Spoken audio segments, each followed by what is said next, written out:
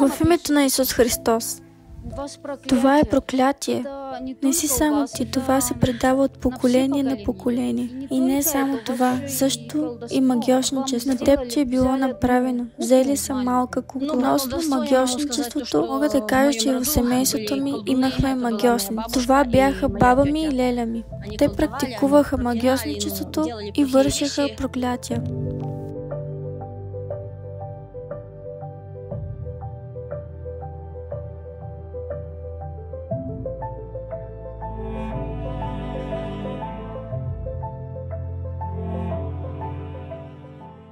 В името на Исус Христос. Бъди свободна в името на Исус. Бъди свободна в името на Исус. В името на Исус Христос. Свещен огън върху тялото ти. Свят огън върху цялото ти тяло. Вън в името на Исус. Мога ли да говоря с теб? Благодаря ти, Исусе.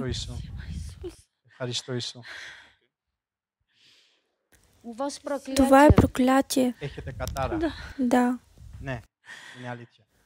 Самота. Не си само ти. Това се предава от поколение на поколение.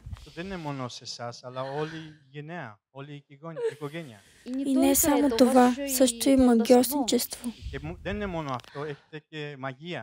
На теб ти беше направено. Взеха малка кукла.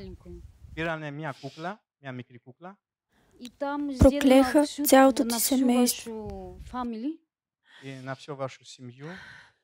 за да нямаш нищо хубаво в живота си. Вуду кукла. Да, кукла.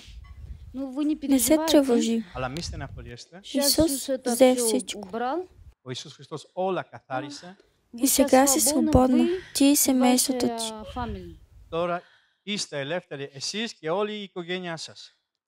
Амин. Не се тревожи, сега ще бъдеш щастлива. Благодаря ти, Исуса, и да запазиш това, което Бог ти е дал днес. Трябва да четете Библията всеки ден и се молете. Добре? Благодаря ти, Исуса, че ме освободи. В името на Исус. Ти си освободена в името на Исус. Ти си освободена в името на Исус Христос. Амин.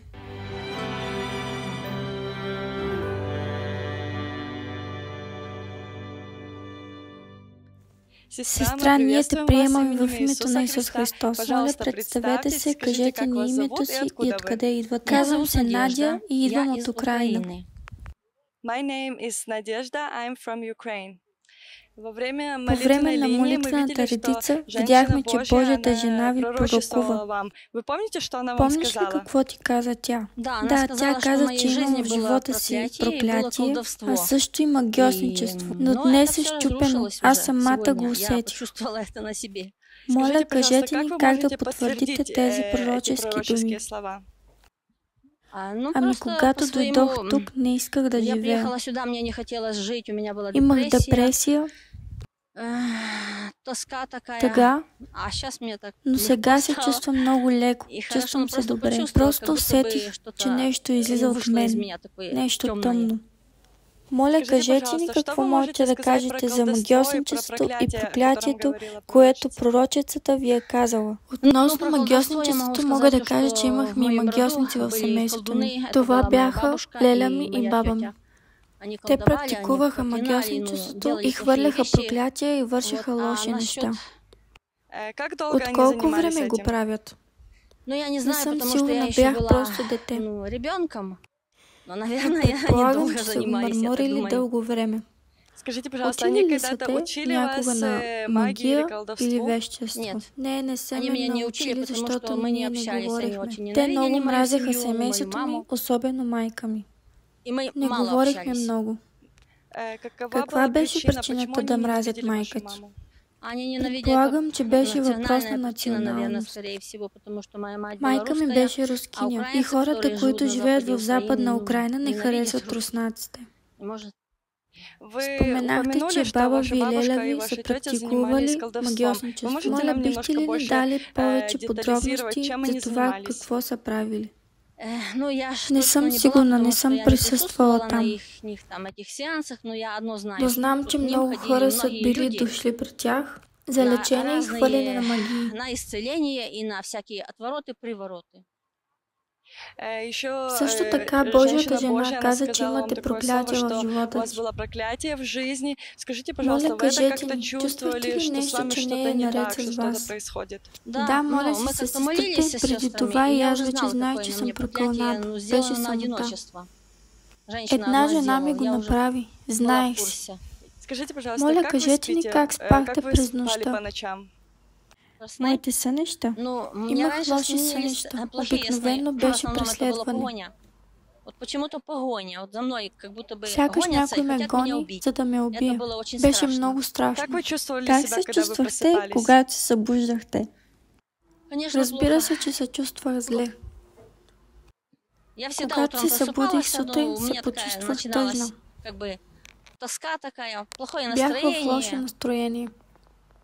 Това ми се е случвало много често. Можете ли да ни кажете дали сте търсили решение за този проблем? Ходили ли някъде или просто си помолила баба си за помощ? Баба ми и леля ми починаха отдавна. Аз съм християнин от дълго време. Моля се, но даже не знаем, че това проклятие съществува.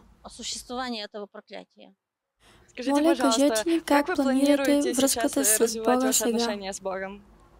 Както каза пророчицата, ще чета Библия и ще се моля всеки ден.